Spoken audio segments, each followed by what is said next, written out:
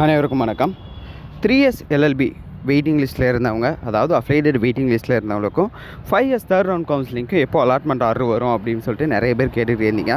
So ரெண்டுத்தையும் சேர்த்து ஒரே வீடியோவாக மேக் பண்ணியிருக்கேன். ஸோ வீடியோவை ஸ்கிப் பண்ணாமல் பாருங்கள், அப்போ தான் உங்களுக்கு புரியும். ஃபஸ்ட்டு 5S தேர்ட் ரவுண்டு இன்ஃபர்மேஷனாக பார்த்துடலாம். யூனிவர்சிட்டி சைட்லேருந்து கேட்டதுக்கு உங்களுக்கு அலாட்மெண்ட் பண்ணுறதுக்கு கொஞ்சம் டிலே ஆகிருக்கு அப்படின்ற மாதிரி சொல்லியிருக்காங்க.